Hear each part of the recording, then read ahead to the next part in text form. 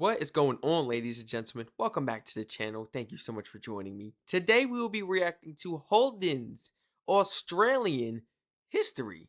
Let's go ahead and jump right into this. This was highly recommended. Before we actually jump right into this amazing video brought to us today by drive.com.au and my fabulous Australian supporters.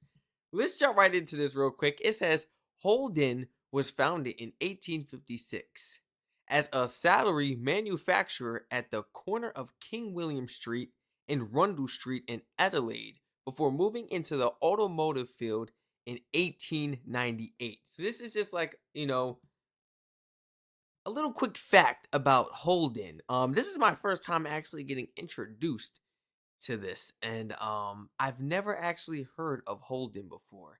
Now, actually, I believe some people said Holden made the first Ford body, I believe. Okay, I may be wrong. Hold on. Let's go ahead and fact check right now since we're making this video. I mean, we're making a video on it. What were some of Holden's major accomplishments?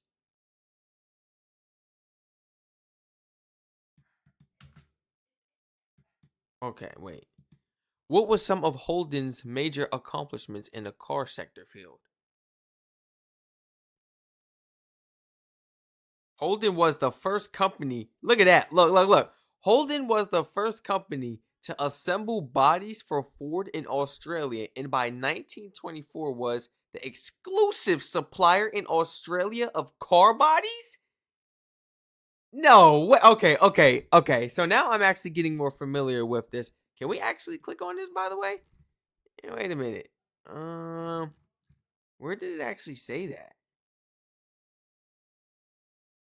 Cars, product, equipment. Do I actually have to make an account and stuff and like in order to like read the rest of this? You know how it be sometimes, guys. I'm actually glad it gave us that information before I even had to click on the link. Let's jump right into this video and see if we can learn some more information about this, man. And why it's so important, why this is so major in Australia, the accomplishments this company, has gained over the years. Seriously, I mean, Today is a sad day, and this car represents the end of an era. oh, because that was a sad day, end of an era. All right. Today is a sad day, and this car represents the end of an era. After almost 70 years of local manufacturing, the last Holden rolls down the assembly line at Elizabeth, South Australia today. And what a great story it's been, Shorty. And it all started with this, the FX, back in 1948. So what better time to celebrate than now and take a trip down memory lane and revisit some of the most iconic Holdens of the last 70 years. Holden has been Classic. woven into the fabric of the Australian landscape for more than a century. Even though it wasn't the first car maker in the country, it is considered our own. Born from a saddlery in Adelaide that first dabbled in the car industry as an upholsterer in the early 1900s, Holden's Motor Bodybuilders, as it was known, then started assembling cars in the 1920s before it became part of the General Motors empire in 1931. During World War II, it started to kindle the idea of creating a truly Australian car. Wait, this car? I can't even call myself a real car enthusiast because I didn't even know this. Like, stuff like this is stuff that real car enthusiasts should know. Not just the car people that be like, oh, I like the inside, I like the tune, I like this, that, the noise, and what type of rims. What about the history of cars, bro? I'm not no real car enthusiast. I'm sorry, guys, and I'm actually being honest. Wow, damn, do I love my cars? Yes.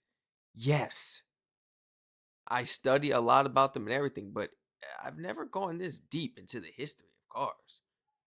Seriously, like I'm very new to this topic, and I'm sorry if I'm pissing you off because I'm clueless to this. I wasn't. I am very aware of the company and everything in the cars, but just like the history itself, I'm completely clueless towards the history of this company. That's what I'm basically trying to say. Don't think I'm coming to this video not knowing nothing about it now. Now that's wild, but the history, no. Wow. And I feel like it's a little ignorant because, I know about the history of my favorite car, my dream car, but what about the history of all these other major brands that really made a difference in today's world? I got some more studying to do, guys. Seriously, I got some more Seriously. creating a truly Australian car. Flood the comments, please. Y'all know what to do. Y'all know what to do, man. Look at all these classics. Powerful vehicles. The FX was actually introduced by none. I'm seeing all these classic, powerful The cars. FX I'm was like, I actually don't know the introduced history. by none other than the Prime Minister of Australia at the time, Ben Chifley. Introduced in 1948 and featuring a 2.15 litre grey motor 6-cylinder engine in its front. This car Nice. was quite genuinely built by Australians for Australians, and it was dubbed their first Australian car. It had a 3 on the tree manual transmission, could clock So up around that time, was Australia, importing and exporting these vehicles all around the world? Please let me know. Were other countries actually buying this Australian-made vehicle? 100% Australian-made, by the way. Which means Australia get to keep all their money. Of course, there's shipping fees, this, that, all the people you got to break off. But like realistically, Australia's keeping all their money. And this is major for the country. Now, this could really help the economy around that time. Their first Australian car. I'm not going to It keep had a 3 pausing on the around. tree manual transmission, could clock over 100 miles an hour, although that seems a bit sketchy, and it had a claimed average consumption of 30 miles per gallon, or around 9.4 litres per 100 k's in our modern metric measurements. And it's amazing to look back in time over Holden's history and jump back right to the start.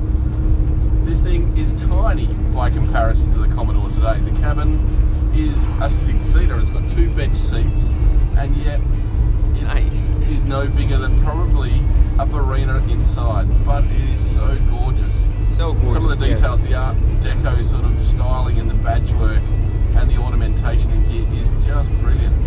The engine, it produces all of 45 kilowatts. This car immediately appealed to Australian families because it was built tough, and for its time it was relatively spacious. It was a huge hit among Aussies, and it didn't take long for Holden to develop a workhorse It still looks spacious to this day, honestly. I mean, if we're really talking about it. A Barina inside, but it is so gorgeous. Some of the details, the Art Deco sort of styling. Where's and it at? badge I'm looking work for that back and seat. the ornamentation. I'm in here is looking specifically for that back seat, guys. Specifically for that back seat that he just showed us. Wait a minute, because it was very. And yet, You see this right here? Look at all this room. You know how the cars nowadays be having like, I don't know, it's like something in like a center console kind of. This like centerpiece right here. I don't know what it really is. It kind of like breaks up this side and this side. If somebody can let me know what it is actually for, then I mean, I don't see why it has a purpose of being in the car. Because look at how much space they got in this. Without that, but you yet again you couldn't like reach through the middle, like down below through the back. You kind of had to like go over the seat, but ain't not really wrong with that, right? Was it more of a convenience? Did they kind of do that because you need that opening part and then like the armrest thing that's like in the back seat, you can pull that down and it can open up to the trunk, make it easier to like bring things home, to like put it in the car. I don't know. I'm trying to think of scenarios of why we need that. Why there's that spacing in the center console. Like you see how this whole chair goes all the way across? And nowadays in these vehicles, it's broken in half. And it's like a gap. I hope I don't sound crazy to you guys, man. is no bigger than probably a Barina inside, but it is so gorgeous. Yeah. Some of the details, the Art Deco sort of styling and the badge work and the ornamentation in here is just brilliant. The engine, it produces all of 45 kilowatts. This car immediately appealed to Australian families because it was built tough, and for its time it was relatively spacious. It was a huge hit among Aussies, and it didn't take long for Holden to develop a workhorse ute version a few years later. The FX was replaced by the iconic FJ Holden, or the Humpy. By the end of the 1950s, Holden was really hitting its strides. 1963 saw the launch of the EH. It was the 8th Holden model since 1948. Despite a new look and clever styling, new engines and features that included optional factory-fitted power steering for the very first time, the Ooh. EH was the same price as the previous EJ model. Major difference when It was driving, also too. cheaper than Holden's from the mid-50s. This made the EH easily the best value car on the Australian market. The EH was powered by two versions of Holden's all-new red six-cylinder, a 149 cubic inch and the legendary 179. Both were Holden's most... I really like the type of like body it has. I don't know. I've always liked that type of body. You guys ever seen like the Medea vehicle from like Tyler Perry and stuff? I like how that vehicle looks as well, like those classic car shapes and stuff. powerful Do I have and an fuel old efficient soul? to date. The EH became the fastest selling Australian car ever, notching up an amazing 250,000 units in 18 months. It was also the brand's first homologation special for racing, laying the foundations for the brand's performance heritage. And if you ask me, well, it's one of the most beautiful Holdens ever made. But Holden was still just warming up, and bigger things were in store over the next decade. Well, the late 60s and into the 70s was a hugely significant time for Holden. In 1968, the HK arrived, as well as the Kingswood and this, the iconic Monaro. Nice. It's the two-door coupe that literally spawned a muscle car war between Holden and its You know, I'm not a muscle car guy. I've never been, but this is nice. I could compliment this. This is nice. arch rival Ford that lasted for decades. Now, it's pretty Look at how hard that to thing sits. find a mint condition HQ these days. One that hasn't either been wrapped around a telegraph pole or molested with modifications. And this one has had some mild tweaks to it. It's got a fuel injected 350 Chev in the front of it. It's got a big drop tank out the back, and it's got some larger recreation of wheels. But it still oozes that 70s cool. It's Damn. Look at that steering wheel. Oh, I love it. I love it. Oozes. This car is a beauty. I'm no muscle guy at all. I don't like muscle at the my life could be on the line. I'll still tell you, you know, like I gotta keep it real. But this is nice. Look at the steering wheel. I love it. 70s cool. It's a decade when plastics were starting to come in. It's where FM radio came in. You had a clock. You had bucket seats rather than bench seats. Man, this thing is cool. Oh yeah. At the early part of the decade, there was no replacement for displacement. Aussies couldn't get enough of the Monaro. And Holden was equally as flat out producing the HQ. It was Australia's most popular car during the 70s and one of Holden's all-time best sellers, even today. The Kingswood was so ingrained in our psyche, there was even a TV show named after it. However, things were very different in the lead up to the 1980s as pollution was starting to be a problem and an oil crisis sent petrol prices skywards. Yeah. Because As the oil prices hit I know. large car sales in the I know. Don't get me started. I know. Sent petrol prices sky to the 1980s as pollution was starting to be a problem. Pollution, bro. These cars and like the engines they have, some of these cars are V6 and higher. Once you start touching V6 and higher, you're going to start smelling fumes if you open up your exhaust. Naturally, muscle cars, they are going to have that, you know, that smell with them, you know. When you could start to smell the gasoline, maybe if you race the car, maybe if you open up the exhaust and get like custom work done to it. I don't know if it happens to muscle cars like if they're stock, you know. I'm not sure. Somebody please let me know in the comments. Like I said, I'm no muscle car guy. I don't really know too much about them. So please educate me. Like I said, I can't really call myself a car enthusiast because I know absolutely nothing about muscle cars either, bro. Like, you see what I'm saying? I got a lot of learning to do. Hopefully my Aussie, you know, supporters, hopefully y'all can educate me and put me on game and give me some videos to look at as well. And hopefully, you know, maybe we can react to them if you guys are interested in it as well. But seriously, it's just really neat seeing these beauties. However, things were very different in the lead up to the 1980s as pollution was starting to be a problem. Gas guzzlers. My Honda, gas guzzler. I can imagine this. My Honda's a gas guzzler. Yeah, at the gas station, maybe twice. 3 times, like out of the week or two. Maybe 3 weeks. Maybe 4 if you're pushing. 4 is pushing it. You're riding almost E at that point. And I can imagine that well, we call it gas, you guys call it petrol. So it's like petrol, what's the price out there for that? People don't want to pay for that. How much is it per gallon? My goodness. This is before the quarantine too. This is before quarantine. Gas prices was perfectly fine before that. So this is way before quarantine. So how much was gas actually? Like, were people complaining about, I'm spending too much per gallon, I'm spending too much on gas a week, this and that for this car, or daily, you know? Did it get to a point where Australia was like, wait a minute, we are using a lot of oil. Like, what is going on? Like, although you guys are making the money back from it, did it get to a point where it's like, your country is using too much of the petrol? Too much of that oil?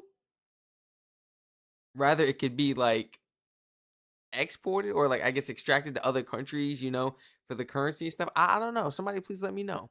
What were the issues behind this? Because I know there were some issues. Seeing a beauty and having a beauty like this, and I know what comes with it, what really comes with it, I know y'all must have been like, wait a minute. What? I'm at the gas station like twice, 3 times. So wait a minute, hold on. Something ain't adding up. However, things were very different And in I the ain't lead up racing to the the car 1980s, now, you know? as pollution was starting to be a problem and an oil crisis sent petrol prices skywards. As the See? oil crisis hit Skywards. So gas prices was probably fine before this car came about. When that car came about, man. large car sales in the 1970s, Holden looked for a smaller, more aerodynamic alternative, and this was it. Okay. The VB Commodore. Point A to point B. It Not was too a much major power. change of direction for Holden. The 18th new Holden model brought new levels of sophistication, comfort, equipment, excellent handling and performance, all in an efficient sized package. Nice. Based nice. on the Opel Record from Germany, but adapted to Australian conditions, including sliding the great Aussie V8 under the bonnet, the Commodore became the foundation for the brand's success right through the 80s. While the Commodore's always been viewed as a large car, it's easy to forget just how small these earlier Commodores actually were. They really weren't large cars. But See, that one had that opening. That one had that opening in that center console. That must have been when they started doing that. Okay. over the course of the decade, it quickly became an Australian icon. That's good family Rocky car used too. Commodores to win Everyday the daily. Repco Round Australia trial, the Australian Touring Car Championship, and win Bathurst 5 times. Brock also used Commodores to start his HDT performance road car business. But in 1987, he fell out with the company over his infamous energy polarizer. But that wasn't the last we would see of official Hot Rod Holdens. The 1990s was an equally tumultuous period. Australia was in a recession, grungy teenagers were angry at the world, and Japanese cars were starting to really hit their mark. Yeah. The battle between Holden and Ford, though, was as fierce as it has ever been, and burnouts, bragging rights and Bathurst wins were still as important as ever. It also marked a significant revival in muscle cars. After the acrimonious split of Peter Brock and HDT, Damn, that car's a beauty. That reminds me of the Boys in the Hood movie I used to watch all the time. That car was in there. So many of those ghetto hood classic movies, they used to ride in these cars. And it's so damn beautiful. Oh, it's so nice. It's so I have a thing for the classic cars, guys. I really do. Oh, excuse me. Getting choked up. muscle cars. After the acrimonious split of Peter Brock and HDT, this was born, Holden Special Vehicles, and with it, the VL Group A Walkinshaw. Look at how that thing is sitting. That's beautiful, man. Holden Look at that. Special Vehicles, and with it, the Yes. VL Group A Walkinshaw, and this, the Group A SS, from the VN model onwards. Group A The SS. VN Commodore was a return to a full large car for Holden. Like the VB to VK series, it was still based on a European Opel-sourced product, but Holden stretched it in almost every dimension to suit our big country demands. It also introduced a V6 engine for the first time. This was the last homologation special required under the Group A rules for the Touring Car Championship. And what a beast it is. 5 litres of fuel-injected V8 under its bonnet, big wings, even cutouts in the side skirts for the exhausts of the racing car. You can immediately feel that big car sensation. There is a heap of space in this thing and great vision through all of the glass. Despite that massive wing on the back, you can really see out of this thing. It also brought new technologies. This thing's got climate control all the way back in the late 1980s. This is the equivalent of today's HSV GTSR W1. By the end of the 1990s, the Commodore was on a roll. It had taken over from the Falcon as the most popular car in the country, a position it would hold for almost 17 years. Popular car in the country or popular car in the countries? This wasn't like, this didn't make it big to the US, but this car was premiered in American movies. This is a classic. I'm considering of making this car my lock screen, like on my computer. My desktop wallpaper. I'm so serious. Because oh my goodness. When I was a little kid, I used to watch the drag races with this car. And I always used to call it the Boys in the Hood car because as a kid I never really knew the name of the car. I just always used to see it. Now I'm getting to learn the name, the history, modifications. I'm getting to see the body type. This is nice. I'm getting to see the inside, a full look. It's just crazy how life works, you know? Years, 15 plus down the line. Now look, I'm getting the full detail of this beauty right here, man. I even had a little model toy car like this. It was black though. Inside was tan. With popular vehicle series like the VT and VS laying the foundations for a bumper run into the new millennium. Steering wheel was on the right side as well. Got it for Christmas, man. Vehicle series like the VT and VS laying the foundations for a bumper run into the new millennium. The VT Commodore became the biggest selling Commodore of all time, with more than 300,000 units rolling off the production line. 300,000. Without a doubt, the car of the Nice. decade was this one, the VE Commodore. The billion-dollar baby, as it was affectionately known. It was the first Commodore 100% designed, engineered and built here in Australia with no ties to the Opel brand. At the time, it seemed like the right move as the Commodore had a stranglehold on the top spot in the sales charts. But in 2010, its 16-year run was brought to an end by the Mazda 3 small car. And the era of the large Aussie-made car appeared to be at an end. Which is a shame because the VE was a great car. All up, more than 500,000 were built, both for Australia as Holden and overseas where it wore the Pontiac G8, Chevrolet Lumina and Vauxhall VXR badges. Despite the declining sales of large cars, Holden had one last roll of the dice. That car is nice. By the time the early noughties rolled around, the writing was on the wall, for the large car being Australia's family favourite.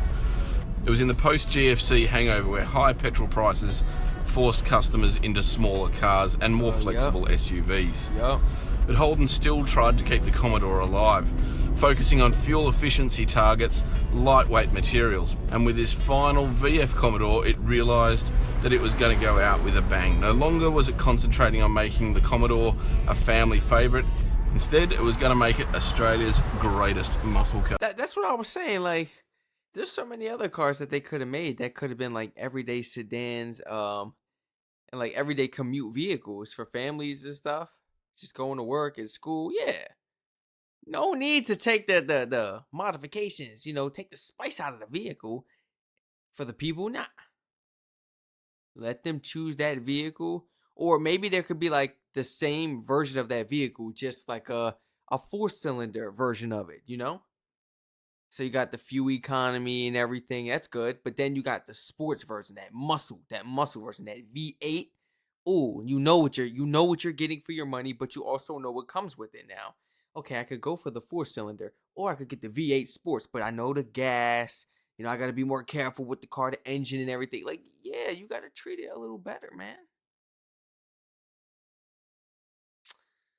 It's really up to you at that point. I'm going V8. A family favourite. I'm going Instead, it was V8. going to make it Australia's greatest muscle. I don't race on the road or nothing. Realistically, I'll probably go 4-cylinder because I commute. I don't speed or nothing, guys. I like to, hear the sound of the car and everything, feel the power. But what's the point of having such a beauty, right? If I'm not gonna take it to a track or anything personally, right? And I'm not gonna speed on the roads. So realistically, it wouldn't work for me. Car.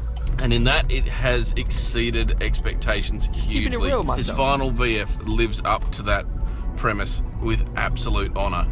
It has so much character to it. That big 6.2 litre V8, which was exclusive to HSV before now, has got plenty of power. It sounds great. It's got these unique patented exhaust tips on it that crackles and burbles on the overrun. It's got a dynamic character about it that's stiff and taut. I like The that. steering is nice. The seats are snug. Holden basically put all How's the steering on this? Is it a little rough? Is the steering a little rough? You guys ever driven an Audi before? And how it's like really rough and sporty? Is this the same way? of its I'm resources kind of getting that vibe. into making these SS and SSV versions, the flagship performance cars, the absolute best That's they so could be. nice. And there is no doubt the Aussie muscle car has ever been better than today. And with that, it is a shame that the Australian car industry is no longer as commercially viable as it could, because this is the best Australian car that has ever been created. Well, Shorty, there's certainly been some awesome Holdens over the last 70 years, hasn't there? Absolutely, mate. And look, we've really only scratched the surface with all the great cars that Holden have made, but it has proven that Holden have always made great Australian cars for Australians. Absolutely, Shorty. We've had Bathurst winners, we've had the birth of the V8 muscle car, and some great family cars in between. But the future looks a lot different from here on out. Oh, definitely. The end of the Australian car industry is a momentous occasion, and there's no doubts that the closure of Holden, well, that's going to pull on the heartstrings of many Aussies for years to come, One of those is you, right? including me. This is nice. This is an amazing video. Wait, ooh. Look at that. Look at that beauty right there. This one will forever be my favorite. And like I said, I'm not even a muscle car guy. But then this one right here. I actually have it's an old guy I know from high school. He actually has a Pontiac 08? No, wait. I think it's like a 07 or 08 Pontiac. It looks clean, really sporty, really like muscle type. If you look on the inside, it's like, okay, you pretty much see what the car is made about. It doesn't have too much to offer on the inside, but when it comes to the outside, it's like, okay, it looks nice. It looks really sporty. The engine was a V8. His car came modified up already. He got it on Facebook Marketplace. And he got it all souped up and everything already. So that was a win-win for him. But that was the first time I really got put onto muscle cars. Like actually like looked on the inside, listened to it in the inside, like stuff like that, man. And then it really got me thinking like, that muscle not bad. I like the sound of it. I like how they ride, but I'm just not the muscle type of guy, I'm just not. But if I had to go muscle, I'm going classic. It's only right. Nowadays, I can't, man. Nowadays, I can't. And like he said, it's going to continue to change. And it'll never become the same or go back to how it used to be. They're only going to continue to make more vehicles. That goes for all these cars. These car brands, they're going to continue to make more vehicles that could benefit the people, benefit the economy, which is perfectly fine, benefit the economy, no pollution and everything. You're not using up all the oil and everything. People not paying ridiculous prices for petrol, but these vehicles are now becoming all electric. So imagine having a muscle electric car. Is it even muscle at that point? There's muscle electric cars. I know y'all know what I'm talking about. Is it even like muscle at that point? Would you guys rather keep it like, petrol and go ahead and buy you one of these beauties? Doesn't matter if it's a classic or if it's one of the newer ones nowadays.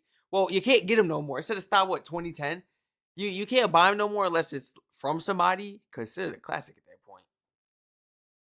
But you could definitely buy for people, but I don't think they're selling these cars in a lots or anything, but the newer brands. But let me know in the comments, please. Are you still deciding to this day, support Holdens, and are you still purchasing cars from their company? Are you still like trusting in that manufacturer? They are very reliable. Like I said, they hold up against Honda and they go head up against Japanese cars. They do. And that is very true. Now I feel like I need to learn the history behind each and every single one of these cars now. Because I understand he scratched the surface. There's so much more cars out there, but these must have been like some of the top cars. Let me know in the comments, were these some of the top cars from Holden's? Everybody feel free to like, comment, subscribe, turn on post notifications on. I'm trying to become more of a car enthusiast, actually dedicate my time and, become more wise with it when it comes to this type of stuff. It's like my brain it's like I think my tongue be moving faster than my brain or something like that. Or is it vice versa? It's crazy. Does this happen to you guys? Seriously. Please educate me in the comments down below. Feel free to share your honest thoughts, opinions. Do you still own one of these fabulous cars today? Feel free to follow my Twitch and check out all my other YouTube channels in the description down below as well, guys. Are you rocking this car in today's time still? Are you spending your money and supporting this amazing manufacturer company? I know I would. For a classic. But the V8 though, the newer version of the V8 was very nice. What can I say? But like I said, if I go muscle, I gotta go classic. I have to, man. But let me know. I know we scratched the surface, but were some of these the best cars? And which one was your favorite in the comment section down below? I love you all so much. Thank you so much for joining me today. Just helping me become more of a car enthusiast, becoming more wise towards the car scene, the car, culture, the car history for real of these amazing brands. We drive these cars but don't know the history behind them. We like these cars. We like how they look on the outside, how fast they are, what the engine's like, the modifications you can get on them. It come with the red seats. It come with the red seats. Do it come with the heat warmers? Well, you want your ass warm. You don't even know the history of it. Learn the car. You know what I'm saying? Especially if you're really into it. And this is me talking to myself. I love you all so much, and I hope to catch you all in the next one.